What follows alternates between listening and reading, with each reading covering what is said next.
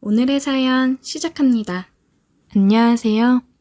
저는 30대 남자입니다. 사이비 종교에 빠진 여자와 있었던 일에 대해서 이야기를 해보려 사연을 보내봅니다. 어쩌다 이런 상황이 됐는지 자랑하고 싶어서 글을 쓰게 되었어요. 저는 종교 활동을 하는 사람들에 대해서 크게 안 좋은 인식이 있다거나 하지는 않았습니다. 무교이긴 하나 각자 종교에 대한 신앙심에 대해서 존중을 하는 편이에요. 근데 남에게 피해를 준다거나 너무 심하게 빠져 뭐만 하면 종교를 안 믿어서 그런다, 종교와 연관지어 얘기하는 것만 아니면 크게 신경을 안 썼어요. 근데 요즘은 사이비 같은 종교에 빠져 남에게 피해를 주는 경우가 많은데 그런 건 안 좋게 생각하고 있어요. 이번 일을 통해서 생각보다 많은 사람이 사이비 종교에 빠져 있다는 걸 알게 됐어요. 제가 평소에 굉장히 좋게 봤던 누나가 한 명 있습니다. 언젠간 이 여자를 꼭 내 여자로 만들고 싶다고 생각을 했어요. 하루는 저한테 같이 교회에 가지 않겠냐고 하더라고요. 평소에 그 누나는 술도 많이 마시고 겉모습도 굉장히 화려해서 교회를 다니는 사람처럼 보이지 않아서 종교를 가지고 있다는 사실에도 놀랐고 당황스러웠지만 이 일을 계기로 더 자주 만나면 가까워질 수 있겠다는 생각을 했습니다.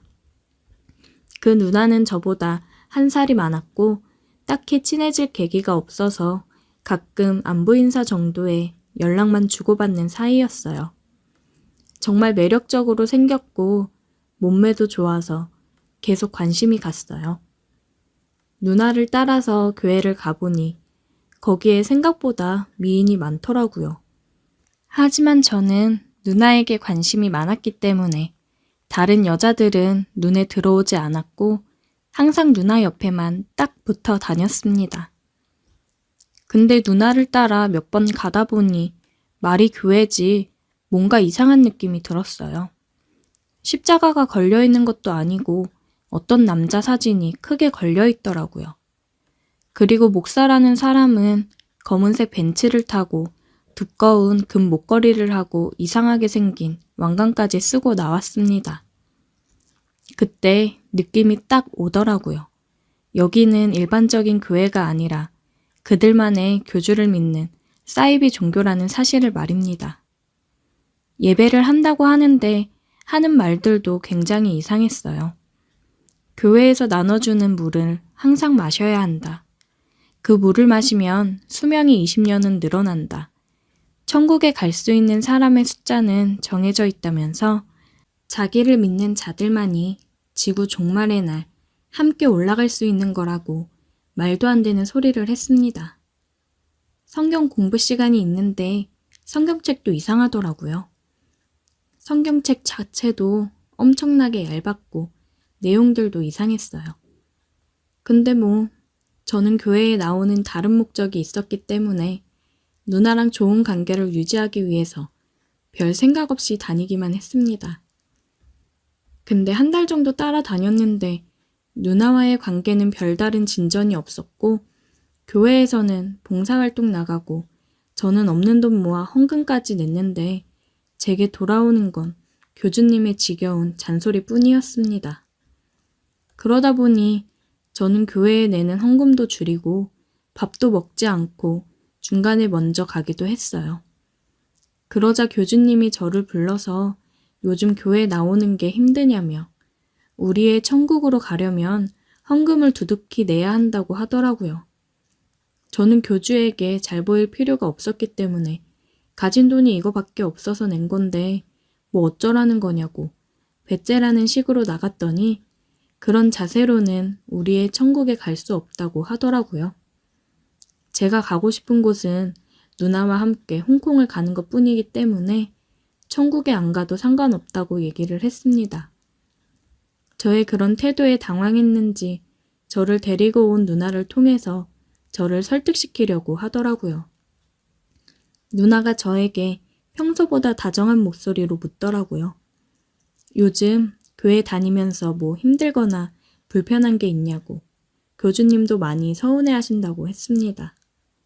저는 기회다 싶어 요즘 좋아하는 사람이 생겨 교회에 나오는 거에 집중이 안 된다고 했어요. 그러자 누나는 그게 누구냐면서 우리 교회는 서로 교제하는 걸 아주 적극적으로 추천한다고 한번 꼬셔보라고 하더라고요. 저는 그 사람은 바로 누나라고 얘기를 했어요. 누나는 당황스러운 듯 보였고 얼굴이 붉어졌어요.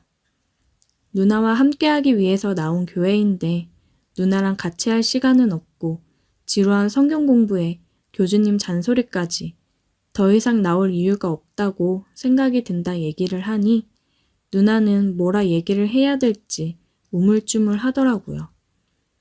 전 제 마음을 얘기했고 누나 결정만 남았다고 누나가 제가 영 아니라고 얘기하면 내 마음 정리하고 교회 나오는 것도 정리하겠다고 얘기를 했어요. 누나는 조금 생각할 시간을 달라고 하더라고요. 그 이후로 제가 안 나올까 그런지 교회 갈 날만 되면 저를 데리러 왔고 교회를 안 가는 날에도 같이 밥을 먹자며 함께하는 시간이 많아졌습니다. 밥을 먹으며 술을 한 잔씩 하면서 얘기를 했어요. 누나는 술을 마시면서 계속 나와야 천국에 갈 수 있다며 저를 설득하려 했고 저는 저와 관계를 어떻게 할 건지 확답을 달라고 했습니다. 누나는 얼굴을 붉히고 제 손을 잡았고 저는 제 마음을 받아주는 거냐고 물었더니 수줍은 듯이 고개를 끄덕였습니다. 그런 누나에게 입을 맞췄어요. 누나랑 저는 더 깊은 사이로 발전을 했고 누나는 이제 교회 빠지지 말고 같이 나가기로 약속한 거라고 얘기를 하더라고요. 저는 이제 제 여자가 된 누나를 그 사이비 종교에서 구해야겠다고 생각을 했습니다. 그 교주란 인간이 밖에서 어떻게 하고 다니는지 제가 봤거든요. 길 가다 우연히 보게 되었는데 길거리에서 노출이 심한 옷을 입을 여자한테 어깨동무를 하며 담배를 피우고 있더라고요. 동네에서 제일 나쁘다고 소문난 양아치들이랑 어울려 있는 모습을 목격했습니다. 항상 바르고 정직한 모습의 교주만 보다가 이런 모습의 교주를 보면 누나도 충격을 받고 그 교회에서 빠져나올 수 있을 거라고 생각을 했어요. 저는 일주일 정도 교주를 뒤따라 다녔고 보통 언제 어디서 누구를 만나는지 파악을 했습니다. 그리고 누나에게 보여줄 게 있다며 데리고 와서 교주가 술집으로 향하는 모습을 보여줬어요. 마중 나온 여자에게 입을 맞추고 팔을 주무르며 들어가는 모습을 본 누나에게 저게 잘난 교주의 실체라며 모두들 속고 있는 거라 이야기를 했고 누나도 많이 충격을 받은 듯 하더라고요. 그 이후로 누나는 3일 정도 생각을 할 시간이 필요하다며 잠수를 탔고 그 교회에서 나오겠다고 했습니다. 누나는 제게 덕분에 정신을 차렸다고 이야기를 했고 누나와 한 6개월 정도 연애를 하다가 헤어졌어요.